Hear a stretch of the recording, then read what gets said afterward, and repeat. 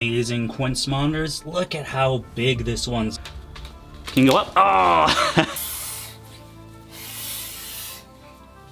Incredible animal just to be lifting this guy up. That does not look like a happy lizard. How's it going, boys? And girls, I do not discriminate. We've got some exciting stuff planned for today. We are going to be taking a look at the Argus project, moving BIMPSON back to his own enclosure from the females, taking a look at Juno, who cycled her second clutch of infertile lights, beefing her up a little bit more, and then actually taking a little look of what the day-to-day stuff looks like when you're owning these large lizards. Don't you worry, boys, we'll talk about some geckos too while we're here. I'm pretty stoked to finally be putting BIMPSON back in his big old enclosure. Big lizard needs a big enclosure, which is why we got this bad boy right here. I've actually had it off for the past week. They've been paired for about a week, so let's just go.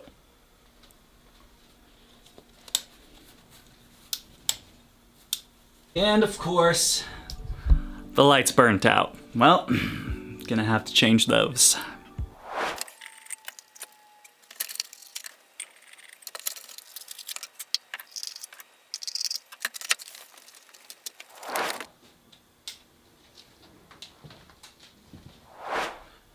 I swear to God, it feels like I'm changing light bulbs every single day. This is the biggest expense over here at DVCV Exotics, is fucking heat bulbs burning out every 5 seconds. Okie dokie, Mr. BIMPSON, it's time for you to go back to your own home. You can stop beating up your girlfriend now, and I appreciate you. Oh, here we go, buddy. Here we got the big old lug himself. I did this first thing in the morning. I purposely took their lights off the timer so when I got up here we can turn the lights on and then grab them. This makes them a lot less feisty and a lot more manageable. But just take a look at this brute here, coming in at around 5 feet. Fortunately, when I got him, he was missing a bit of his tail and he had a couple of really bad stuck sheds that we had to work with him. But still an absolutely incredible animal. You're a little dusty there, sir. Absolutely incredible animal. Just to be lifting this guy up with his sheer size and might is amazing. Now, you guys will notice I am wearing gloves. You know, usually I don't wear gloves when interacting with him. However, when it's stuff like this, which obviously is going to make him a little bit upset, as you guys can hear, I do want to be a little bit more cautious after, well, you know. We don't want to stress this guy out too much. Name of the game was just moving him back to his enclosure, so let's say we get him back to his home. Alrighty, buddy, there you are. Now that does not look like a happy lizard. The thing I did also want to take a look at while the monitors are not fully warmed up is our girl Lilith. Now the thing when it comes to monitor breeding is it's not going to be as nice as gecko breeding, like crested geckos, mainly your new cow stuff. They can get a little banged up, so I do want to take a look at her, see if she does have any bad injuries or anything like that. Miss Lilith, I just need to do a once-over with you. Oh, I know. Oh, so bad, oh no! Don't you claw me up now. You're okay.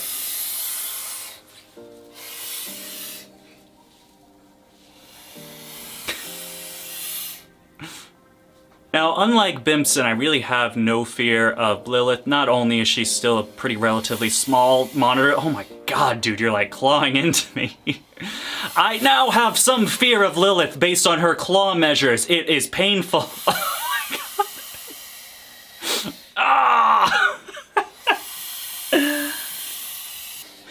I just want to look you over, that's all I want to do. So it does look like Lilith is okay for the most part. I see she got a little bit of an ouchie right here. I know you hate me so much.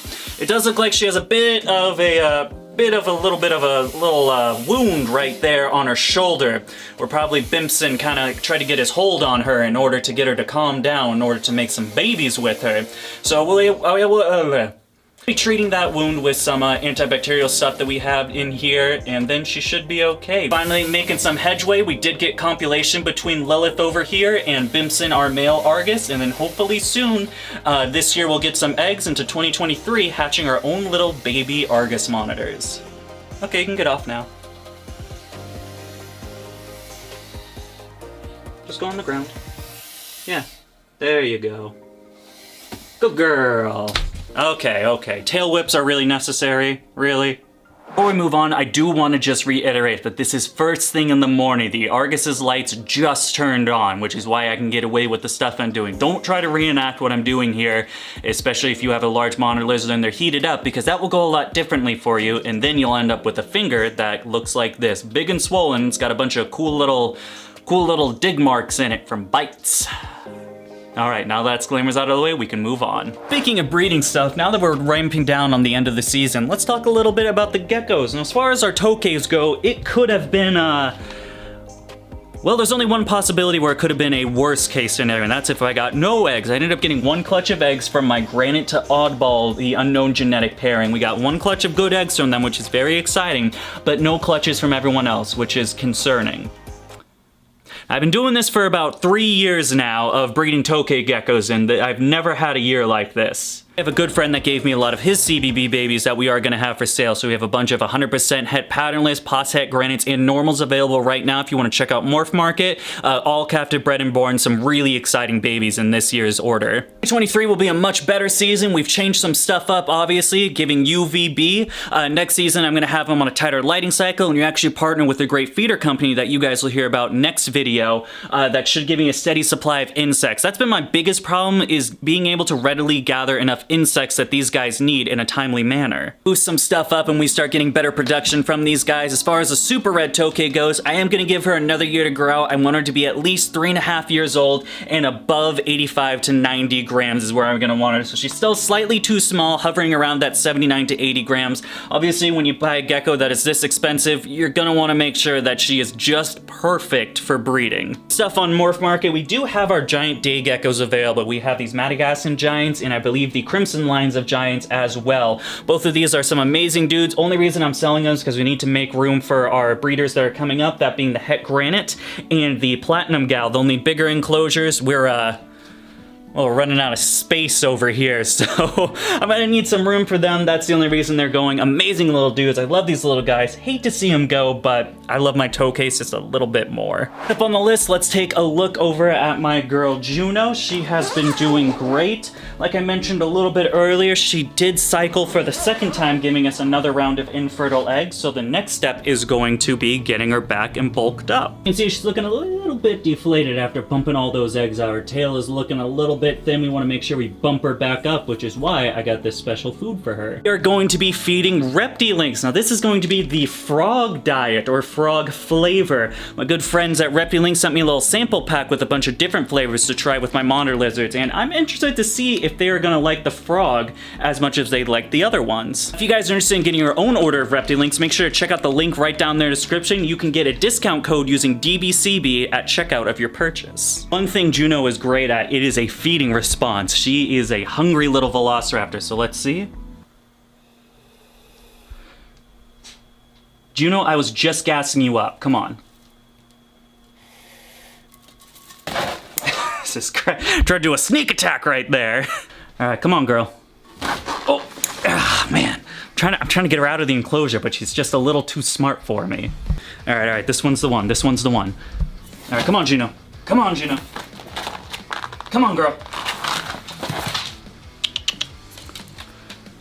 Can you go up? Oh! Years back, I did some party tricks with her where I would like put my leg out.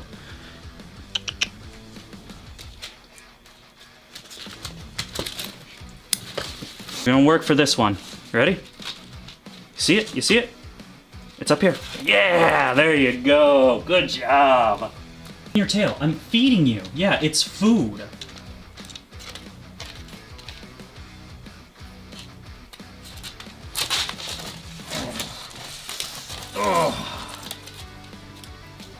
However, even though she is small, she is at age where she's capable to lay eggs, and she is constantly laying me eggs, or...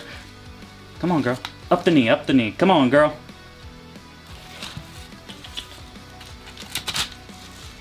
You can do it. Come on. Alright, what about over here? What about over here? Oh, I'm spooking her, I'm spooking her.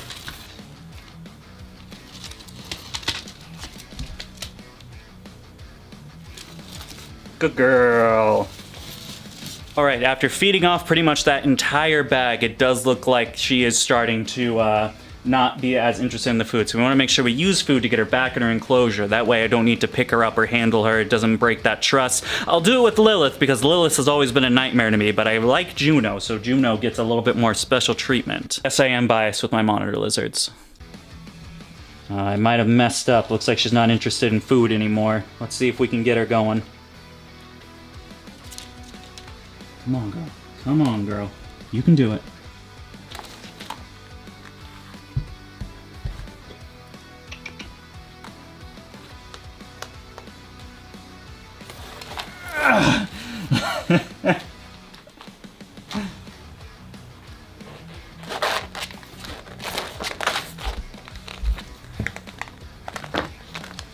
Give her a little, just a little boot to get her back in there.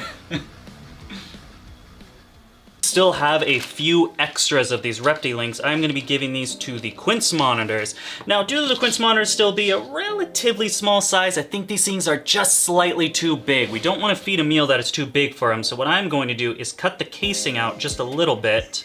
These things are just like hot dogs, but instead they're filled with frogs instead of...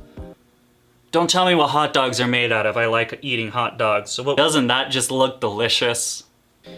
And over here we have our amazing Quince monitors. Look at how big this one's gotten. I remember when it was just a little baby that fit in the size of my hand. The other one is very skittish and usually hides in there somewhere, and this guy is a lot more, he's just out a lot more. Now, although I can't handle these guys and they're still pretty fearful of me,